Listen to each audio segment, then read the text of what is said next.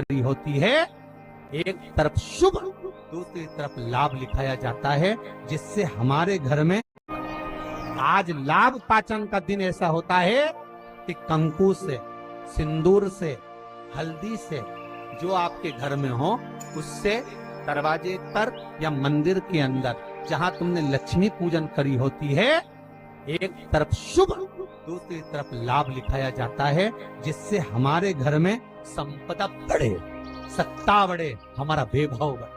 आज के दिन लाभ पाचन क्यों कहा गया? क्योंकि इसी दिन गुणवती ने अपने भाग्य को लाभान्वित किया था, इसलिए ये लाभ पाचन।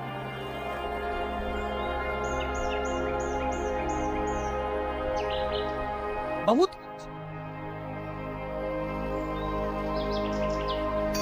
आपसे भी निवेदन है, आज लाभ पाचन का दिन निकलने मत देना। अपने घर के दरवाजे पर कुंकू से, हल्दी से या सिंदूर से, या जहां आपने लक्ष्मी का पूजन घर के अंदर करा हो, वहां पूजन वाली जगह पर कोई दीवार हो, भगवान की अलमारी हो, भगवान की चौखट हो, कोई अब जहां हो, छोटा सा शुभ और लाभ जितना बड़ा आप लिख सकते हो, कोई तीली से, ताड़ी से, उंगली से, अगर वहां नहीं लिख सकते तो अपने घर की अलमारी पर, तिजोरी पर, भंडार भरने वाली जगह पर, रसोई, कहीं पर भी शुभ लाभ लिखो। जीवन पर्यंत समृद्धि सुख वैभव। और नियम बना लो कि दीपावली के बाद लाभ पाचन के दिन हमको शुभ लाभ लिखना है। आज ही का दिन होता है, आप लोगों को तो मालूम होगा, पहले के समय में दिवाली पर ये जो गल्ला व्यापारी है ना महाराज, इन लोगों की छुट्टी हो जाती है। पटवाल जी, ये गल्ला व्यापारी जो होते हैं ना, सारा व्यापार की छुट्टी हो जाती है। तो गल्ला व्यापारी जो होते हैं, कपड़ा व्यापारी होते हैं, नया काम जब चालू करते हैं तो आज ही के दिन से करते हैं, क्योंकि आज के दिन इनकी बही खाते की वापिस पूजन होती है, गल्ले की पूजन होती है, व्यापार की पूजन होती है, क्योंकि आज के दिन से जो करा हुआ जाता है वो आगे तक बढ़ जाता है, तरक्की की। वकील, ये जो जितने अपने ये जीवन बीमा निगम करने वाले होते हैं, या LIC वाले होते हैं, या गाड़ी वाहन वाले होते हैं, या अन्य जितने भी होते हैं, इनको आज के दिन अपने काउंटर पर, अपनी पेन पर, लीड पर जो काम करते हैं वहां पर शुभ लाभ लिखना जरूरी होता है। कई लोग बाहर रहते हैं, नहीं लिख पाते, तो एक कोरे कागज पर कुंकू से शुभ लाभ लिख लो और वो घर पर जाकर बाद में चिपका दो। पर आज के दिन शुभ लाभ जो लिखा जाता है वो जीवन पर्यंत सुख समृद्धि में कमी, आनंद देने वाले। इसी तरह जैसे तांबे की प्लेट में रखा हुआ चंदन, तांबे की प्लेट में अगर चंदन रखा है और वो अपन ने लगा दिया तो वो चमड़े के बराबर हो जाता है। इसलिए तांबे की प्लेट का चंदन किसी को नहीं चढ़ाया जाता, किसी देवता को नहीं लगाया जाता। पंचमी के दिन 5 दीप भगवान के सामने प्रज्वलित कर कर अपने दरवाजे के पास में बाहर की ओर रख देता है। उसके घर में कभी रोग, बीमारी और लक्ष्मी की कोई कमती नहीं होती, उसका जीवन सार्थक हो जाता है। कई बार शिव जी के ऊपर, भगवान के ऊपर, आपके घर के मंदिर में कई बार कई लोग जो पुष्प चढ़ाते हैं, वो पुष्प चढ़ाने का तरीका भी लोगों को नहीं मालूम। जो फूल चढ़ाते हैं वो कई बार देवता के ऊपर रख देते हैं इस तरह से। भैया, शास्त्र कहता है जिसके ठाकुर जी पर, जिसके मंदिर में, जिसके देवी देवता पर अगर पुष्प को उल्टा रख दिया जाए तो जितने शुभ कार्य हमारे घर में होने वाले रहते हैं वो सारे टलते चले जाते हैं। आज की जगह कल, कल की जगह परसों, परसों की जगह नरसों, नरसों की जगह खरसों। तुम करके देखना, अपने आप शुभ कार्य टलेंगे। इसलिए भगवान के सम्मुख में जो पुष्प चढ़ाया जाता है वो सीधा चढ़ाया जाता है। यहां तक शास्त्र कहता है अगर भगवान को पुष्प चढ़ा रहे हो तो अगर सीधा और उल्टा नहीं मालूम तो नीचे की जो डांट है उसको तोड़ दीजिए और पत्ती की पत्ती, पंखड़ी की पंखड़ी भगवान को समर्पित कर दीजिए। वो शिव जी को स्वीकार होगा, वो भगवान को स्वीकार होगा। ये उसी में का हाल, उसी में का सुख, शुक्र है। ये उसी में का हाल, उसी में का सुख, शुक्र है। जैसे पानी में पड़ा हुआ पुष्प, काय में पड़ा हुआ, अरे बोलो जम के, पानी में।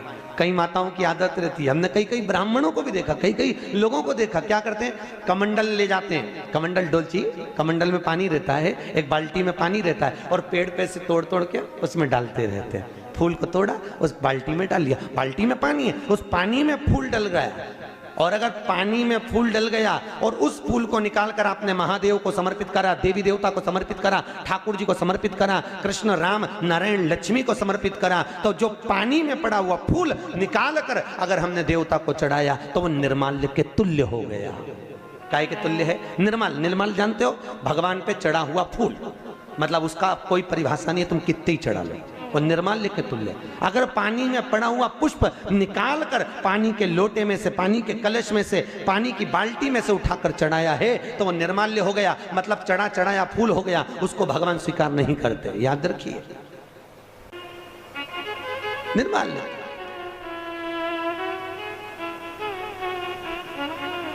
भगवान शिव कहते हैं तुम्हारे पास में कुछ नहीं है, पूर्णता का समर्पण, पूर्णता। पर आज के जमाने में लोग पूर्णता देते कहां हैं?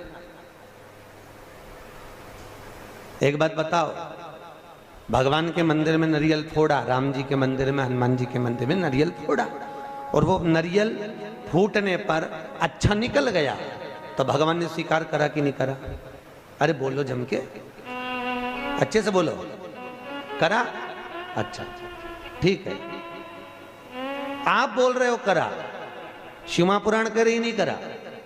अगर नारियल फोड़ने पर राम मंदिर, हनुमान मंदिर में, देवी मंदिर में नारियल को फोड़ा और फूटने के बाद अगर वो नारियल अच्छा निकल गया, उसमें से थोड़ा सा टुकड़ा तो तुमने भगवान को चढ़ाया, बाकी का सब घर ले जाके चक्कू से निकाल निकाल के खा गए। और मान लो वो नारियल फूटने पर बेकार निकल गया तो तुम उसको घर ले जाओगे? नहीं। क्या करोगे? जब हनुमान जी की परिक्रमा कर रहे होगे तो नारियल को वही पटक दो। तो भगवान शिव की कथा कर रही है कि भगवान शंकर को पूर्णता का भाव चाहिए। बेलपत्र दो, पूर्ण दीजिए, पुष्प दो, पूर्ण दीजिए, जो कुछ अक्षत भी दे रहे हो तो पूर्णता में दीजिए। भगवान को अधूरा समर्पण नहीं चाहिए। शंकर जी की तो केवल एक अपूर्णता है, वो परिक्रमा है। देखिए शिव जी की परिक्रमा कितनी होती है? आधी, पूरी नहीं होती। वो भी क्यों होती है आधी? ये शंकर जी ने गड़बड़ी कर दी थी ना। बड़ा जो बेटा था वो माँ को प्रिय था और छोटा बेटा, अरे बोलो तो, बाप को प्रिय था। अब शंकर भगवान बड़े आनंद में, अभी उन्होंने क्या करा, शंकर जी को गणेश जी से बड़ा लगाव हो गया था, बड़ा लगाव एक बार बहुत। और भगवान भोलेनाथ जी ने कहा जाओ, जो पृथ्वी की पहले परिक्रमा कर कर आएगा उसका प्रथम गिनती में गिना जाएगा। कार्तिकेय तो गए मोर पर, गणेश जी बैठे चूहे पर, और माता पिता की परिक्रमा लगा ली। अब माता पिता की परिक्रमा लगाई तो शंकर भगवान को हंसी आ गई और शंकर जी ने रोक कर कहा बेटा क्या कर रहे हो? भोलेनाथ जी से कहा पिताजी मैंने आपकी परिक्रमा लगा ली, तमेव माता च पिता तमेव तमेव बंधुश्च सखा तमेव, मैंने आपकी परिक्रमा लगा ली, मतलब मेरी पृथ्वी की परिक्रमा हो गई। तो भगवान भोलेनाथ ने कहा गणेश मैं तुझे प्रथम गिनती में गिनता हूं तो पहले पूजा जाएगा। जैसे ही भगवान शंकर ने बोला, माता पार्वती सिंहासन पे से खड़ी हो गई। पार्वती सिंहासन पे से जैसी खड़ी हुई, थोड़ी देर में कार्तिकेय बाबा आ गए और कार्तिकेय ने आकर कहा वाह माँ, वाह माँ, गजब करा तूने, छोटे भाई को प्रथम गिनती में गिनवा दिया और मैं बड़ा बैठा ही रहा।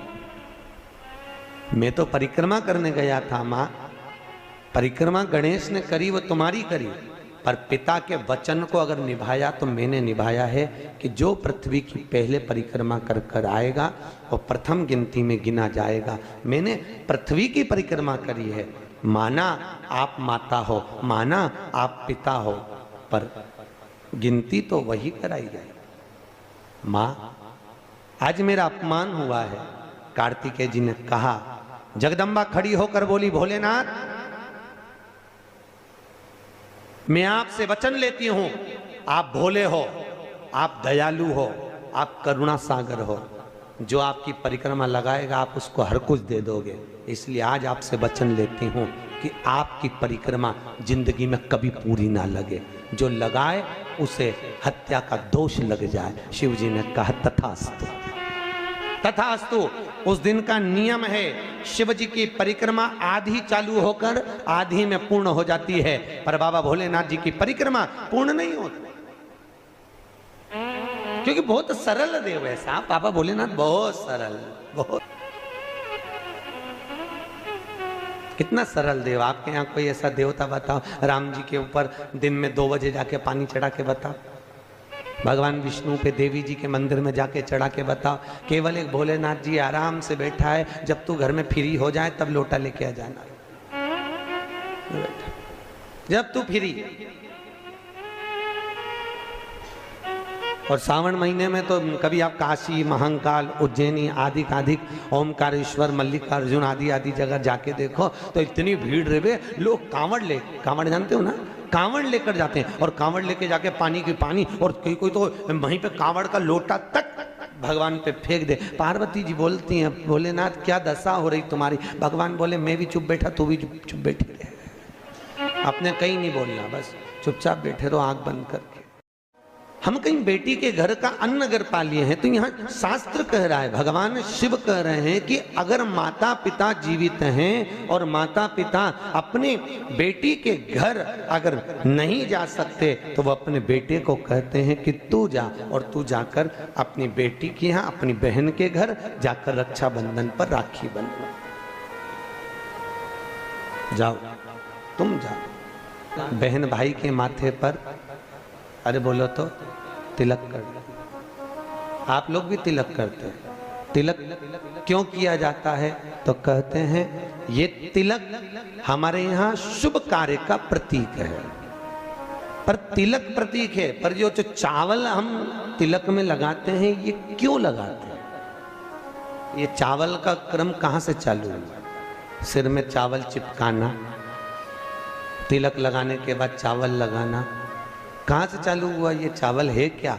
आखिर ये चावल तिलक के बाद में ब्राह्मण या आप किसी को भोजन करा रहे हो, जमाई को तिलक कर रहे हो, बेटी को तिलक कर रहे हो, तो कंकु लगाने के बाद चावल क्यों लगाया जाता है? उस चावल का क्या प्रमाण? उस अक्षत का क्या प्रमाण? क्यों लगाते हैं उसको? लगाते लगाते पूरी जिंदगी हो गई, अरे तो बता दो क्यों लगाते हैं? वो चावल का क्या प्रमाण है? कि कंकु का तिलक तो लगाया, वो हमारे यहाँ शुभ कार्य का प्रतीक है, समृद्धि का प्रतीक है। पर जो अक्षत हम माथे पर किसी के लगाते हैं, कंकु लगाने के बाद में, चंदन लगाने के बाद में जो चावल लगाया जाता है, वो चावल का क्रम क्या है? तो शास्त्र कहता है, सुंदर विष्णु पुराण में भगवान वेदव्यास जी ने वर्णन करा, जिसके मस्तक पर तिलक लगाया जाता है वो शुभ कार्य का प्रतीक होता है। और अक्षत इसलिए लगाया जाता है कि इस अक्षत के माध्यम से आपकी जिंदगी में ये शुभ कार्य निरंतर चलता रहे, इसलिए अक्षत उसके माथे पर लगाया जाता है, शुभ कार्य के लिए, निरंतर चलने के लिए। इसको कहते हैं अक्षता। अक्षता का मतलब क्या है? निरंतर चलता रहे, निरंतर बढ़ते रहो। दूल्हा दुल्हन की जब जयमाला होती है, आपके यहाँ होता कि नहीं होता पता नहीं, पर महाराष्ट्र में तो एक नियम है कि दूल्हा दुल्हन की जब जयमाला होती है तो सबको पीले चावल दिए जाते हैं। इधर देते हैं क्या है? तो पीले चावल देते हैं, और पीले चावल देकर फिर उसको सतिवचन के अनुसार उसमें छोड़ा जाता है, शुभ मंगला, अरे बोलो तो अरे बोलो तो सावधान। और ध्यान से सुनना, जैसे आपको कहा था दीपावली के दिन रात्रि को 11:30 से 12 के बीच में एक दिया लगाया जाता है, कर्जे से मुक्ति के, लक्ष्मी की वृद्धि। अब अमावस्या तो चली गई, दिवाली चली गई, पर अभी भी बाकी है गोपाष्टमी तारीख और आंवला नवमी, फिर एकादशी, द्वादशी, प्रदोष, फिर उसके बाद में हरिहर मिलन, वैकुंठ चतुर्दशी, फिर पुण्य। ज्यादा कुछ नहीं कर पाओ तो प्रयास करो कि इन तिथियों पे कम से कम एक दीप ऐसा जलाया जाए जिससे हमें समृद्धि, लक्ष्मी, वैभव प्राप्त। घर में भी जो दिए रखे जाते हैं, आपको पहले भी कथा में कहा, विष्णु पुराण मंगरूपी, कि घर में जो दिया होता है वो दीपक भी कोई साधारण नहीं होता, उस दीपक की भी महत्वता है, उस दीपक का भी वर्णन है महाराज। और कई तरह के दीपक होते हैं, दीपक का भी विधान वर्णन किया गया, उस दिए का भी वर्णन किया गया। यहाँ तक शास्त्र कहता है कि घर में अगर किसी को बहुत तेज बुखार आ गया है, बहुत तेज बुखार, और बच्चा उस बुखार में तप रहा है, बहुत तप रहा, महाराज, तुम जिस दिए में भगवान की आरती उतारते हो, जिस दिए से तुम भगवान की पूजन करते हो, उस दिए की बत्ती को नीचे डाल दीजिए और उस दिए को पानी की बाल्टी में धो दीजिए। कौन सी बाल्टी में? जिस बाल्टी के पानी से आप बच्चे को स्नान करा सको। केवल भगवान पर से ले जाकर, पास में से ले जाकर उस बाल्टी में थोड़ी देर डाल दो और उस बाल्टी के पानी से उस बच्चे को स्नान करा दीजिए। 15 से 20 मिनट, आधा घंटा लगेगा, बच्चे का बुखार पूरा उतर जाए। इतना विधान है दीप का। और कार्तिक के महीने में यह पवित्र, जहां लोग कहते हैं कि कार्तिक के महीने में भगवान हरि और हर का मिलन हुआ है, कार्तिक के महीने में माता लक्ष्मी ने भगवान शंकर की आराधना कर कर भगवान विष्णु जी से वर मांगा, भगवान विष्णु को मांगा है। भगवान माता लक्ष्मी की माता जी, लक्ष्मी जी की माँ का नाम क्या था? माता जी का नाम ख्याति देवी। ख्याति देवी क्या कर रही थी? भगवान शंकर के साथ लक्ष्मी जी का विवाह कर रही थी। तब शिवजी से ख्याति देवी ने कहा, मेरी बेटी लक्ष्मी का विवाह मैं तुम्हारे साथ करना चाहती हूँ। शंकर भगवान ने कहा, नहीं, मैं लक्ष्मी से शादी नहीं कर सकता, क्योंकि लक्ष्मी जी का विवाह तो आप नारायण के साथ करें। लक्ष्मी जी ने शिव जी की इतनी आराधना करी, इतनी आराधना करी। बाबा देव अधिदेव महादेव ने पूछ लिया, लक्ष्मी तुम क्या चाहती हो? लक्ष्मी जी कहती है, मैं नारायण को प्रेम करती हूँ, भगवान विष्णु से विवाह करना चाहती हूँ। बस इतनी सी बात। लक्ष्मी, मैं तुम्हें वर देता हूं, कार्तिक के पूरे महीने में लक्ष्मी तुमने मेरे मंदिर में दीप जलाया है, कार्तिक के पूरे महीने में लक्ष्मी तुमने मेरी आराधना करी है, मैं शिव लक्ष्मी आज तुम्हें वर देता हूं कि तुम्हें भगवान नारायण प्राप्त होंगे। और जो कार्तिक के महीने में जो शिव का स्मरण करेगा, जो लक्ष्मी का पूजन करेगा, उसके घर में नारायण लक्ष्मी दोनों प्रवेश करेंगे।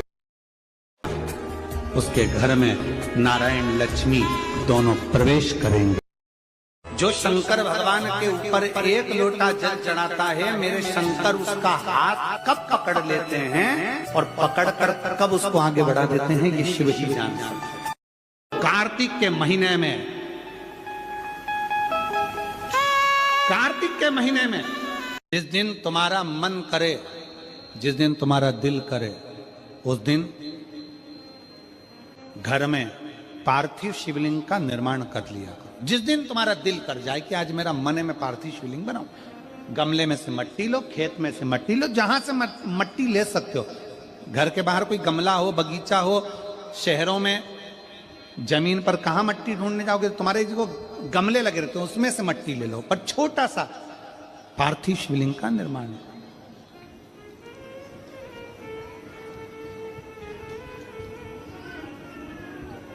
समझ लेना जरा, तुमने पार्थिव शिवलिंग बनाया, जलाधारी बनाई,